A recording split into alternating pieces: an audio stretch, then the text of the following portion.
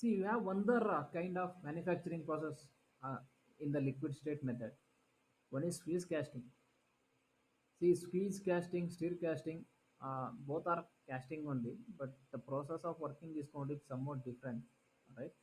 See here, this squeeze casting is a combination of casting and a forging process. The process involves solidification of molten metal under high pressure. See, you know what I mean by forging. You have come across with in lower semester how the forging is going to be done, how the casting has to be done. See, this squeeze technique or squeeze casting is going to be another liquid state method. Why I'm calling liquid means we discuss we are dealing with the molten metal here. That's why it's going to be a liquid state. It's going to be combination of both casting and a forging.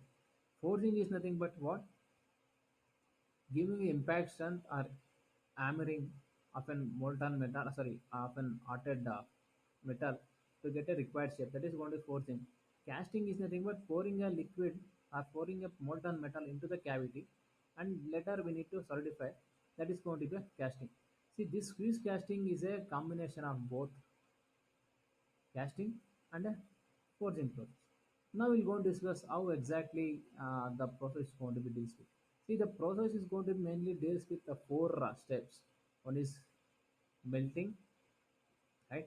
Pouring the molten metal into the die, closing the die and apply the initial pressure, then eject the squeeze casting from the mold or die. That was a four process or four steps involved in a liquid state method. Now we'll go to discuss one by one. Now we can able to see here there is a die, there is a cavity, right? And there is an ejector pin. I'll go and tell what is the function of ejector pin at the last. And in this mode we have a cavity. Here whatever we are seeing this one, this is going to be a container or ladle which already consists of molten metal of required matrix material. First, what we have to do, we need to prepare a die, we need to prepare a cavity or mold, and in this cavity, and we need to have some amount of reinforcement material. The reinforcement material is going to be in the form of what? In the form of particulate. The particulate reinforcement has been distributed in the cavity according to required volume, right? Then what you are going to do next? You are going to pour a molten metal. See, in the cavity, it is already have a reinforcement. We'll go to pour a molten metal into this one, right?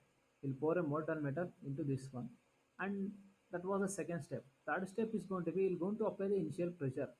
If you apply the initial pressure, whatever the cavity in the mold that has been completely filled by means of initial pressure, by means of initial pressure, then you're going to apply an high pressure. Due to application of high pressure of this die, what happens? The solidification taken place. See, generally solidification taken place with respect to lower temperature like that, whereas here the solidification it's also taken place by means of high pressure we are going to apply.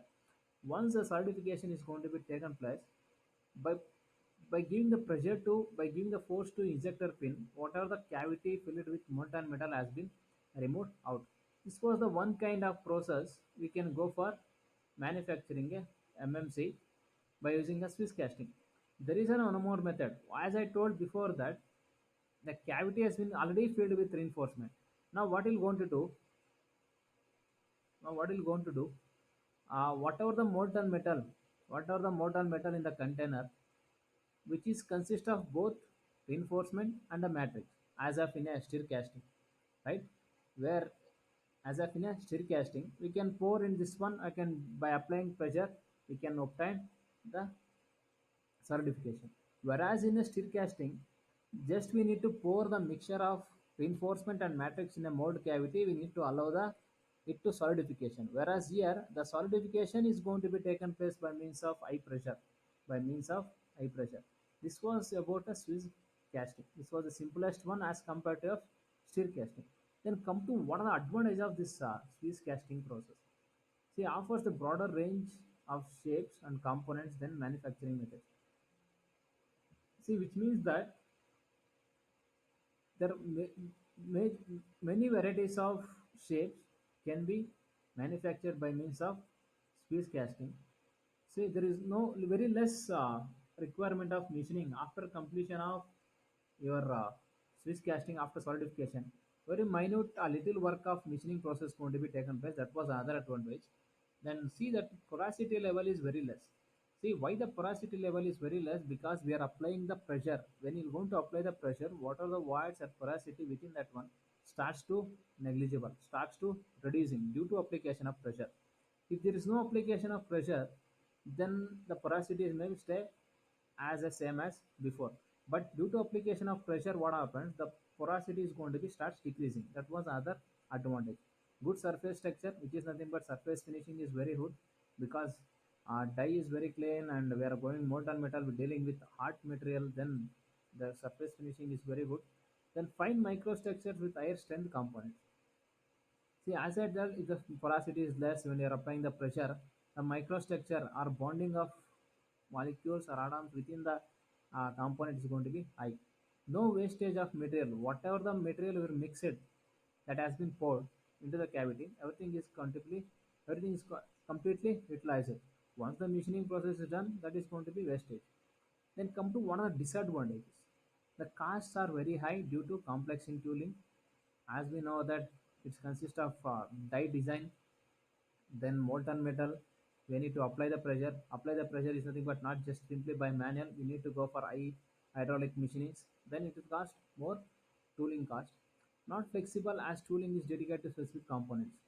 See, if you want high accurate one, again we need to go for designing the die, and tooling should be very high. Equal mean we need to apply the required temperature and specified pressure so that certification is taken place, which is nothing but everything is going to be controlled. That is nothing but it's not as flexible as compared to other method. Process needs to be accurate controlled. That's what I said. If the certification has to be taken place, then the pressure should be applied uniformly or moderately or according to specific condition of matrix reinforcement and molten condition. That is to be controlled very accurately. If not, the mechanical properties or shape and size of a composite MMC is going to be changes. That was the other disadvantage.